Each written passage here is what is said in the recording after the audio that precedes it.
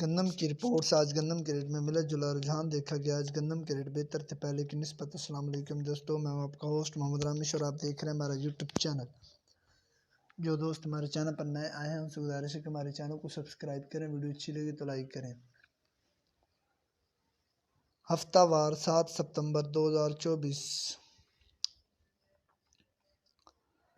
پنجاب گندم صادقہ آباد 2550 سے 2600، خانپور میں 2570 سے 2630، ریم یار خان میں 2590 سے 2625، جبکہ ملتان میں 2550 سے 2590۔ اس کے علاوہ سہیوال میں 2570 سے 2610، جبکہ حاصل پور میں 2530 سے 2570، جبکہ فقیر والی میں 2580 سے 2620 تقسیمہ ریٹس رہے۔